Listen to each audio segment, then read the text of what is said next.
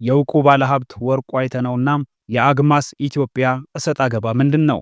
መንግስት አቶ ወርቁ አይተነውን ለምን ይፈልገዋል? እንደዚሁም በአግማስ ኢትዮጵያ በኩል ያሉ ሰዎች እነ ኡስታዝ አቡበከርን ጨምሮ ለምን ፈሩ? ወርቁ አይተነውንስ ለምን አንፈልግም አሉት? ይህንን መረጃ ወደ እናንተ አደርሳችኋለሁ።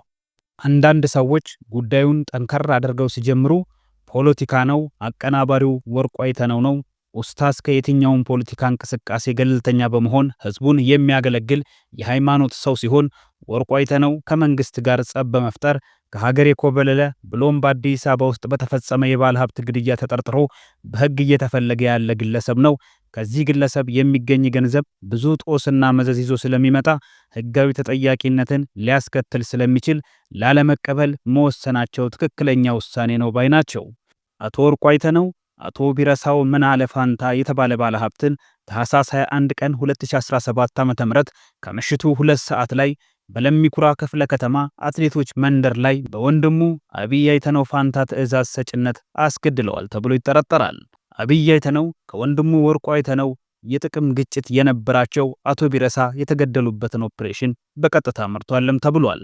በመሆኑም ግድያውን የፈጸመው ግለሰብ መኮንን ይዋል ይፍሩ የተባለ ግለሰቡን የገደላቸው ከዚህ በፊት የአቶ አብይ አይተነው የግል ጠባቂ በመሆን ሲሰራበት በነበረ ሽጉጥ ነው።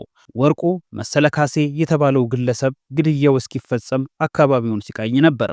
ወርቁ አይተነው ሶስቱንም ከሀገር ሊያስመልጣቸው ሞክሮ ነበር። ነገር ግን ወደ ኬንያ በሞያሌ ሊወጡ ሲሉ በደቡብ ኢትዮጵያ ክልል በጌዲዮ ዞን ይርጋ ጨፌ ከተማ በቁጥጥር ስር ውለው የፍርድ ቀናቸውን እየተጠባበቁ ይገኛሉ። ይህ ግለሰብ የሰሞኑን እርዳታ ሰጣለው ፕሮፓጋንዳ ይህንን በደም ያደፈ ስሙን ለመጠገን ነው። ገንዘቡን ግን አይሰጥም። ከዚህ በፊትም እሰጣለሁ ያለውን ገንዘብ ሰጥቶ አያውቅም።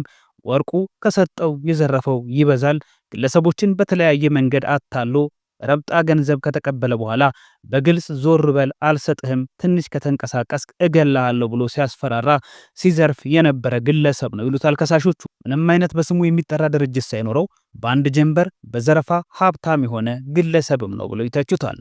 ከዚህ በኋላም ይመስላል መንግስት በማህበራዊ ሚዲያ እርዳታ የምታሰባስቡ ከድርጊታችሁ ታቀቡ በማለት ቆፍጠን ያለ መግለጫ ያወጣው። ህወሓት የዓለም አቀፉን ማህበረሰብ ትኩረት ለመሳብ በትግራይ ክልል በመጠለያ ጣቢያዎች ለሚገኙ ወገኖች የሚቀርበን ሰብአዊ ድጋፍ በመንጠቅ ድራማዊ ፕሮፓጋንዳ እያስተጋባ መሆኑንም አስረድተዋል። የህወሓት ቡድን በትግራይ ክልል ሰብአዊ ድጋፉ ተደራሽ እንዳይሆን በማስተጓጎል ድጋፉን ከችግረኛ ዜጎች በመንጠቅ ዳግም የህዝብ ጠላትነቱን እያረጋገጠ ነው ሲሉም መናገራቸው ይታወሳል።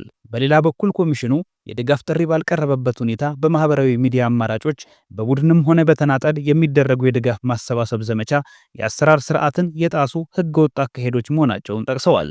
በዚህም የተለያዩ የማህበራዊ ሚዲያ አማራጮችን በመጠቀም ሰብአዊ ድጋፍ በማሰባሰብ ላልተገባ ዓላማ እየዋሉ የሚገኙ አካላት ከድርጊታቸው ሊታቀቡ እንደሚገባ አሳስበዋል።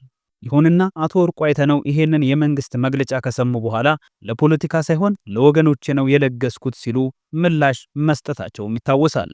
የአግማስ ኢትዮጵያ መግለጫ አቶ ወርቁ አይተነውን አስቆጥቷል። ለተፈናቃዮች ቃል የገቡትን 15 ሚሊዮን ብር ሳይሰረዝ በሌላ መንገድ ለተረጂዎች እንደሚደርስ አቶ ወርቁ ማስታወቃቸውም ይታወሳል። አግማስ ኢትዮጵያ ለፖለቲካ ፍጆታ ነው በሚል የገንዘብ ድጋፉን እንደማይቀበል ገልጾ ነበር።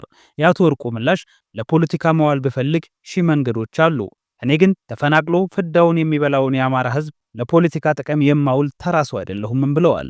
ቃል የተገባው 15 ሚሊዮን ብር በሌላ አማራጭ ለደብረ ብርሃን ተፈናቃዮች ይደርሳለም ሲሉ መልእክታቸውን ማስተላለፋቸው ይታወሳል።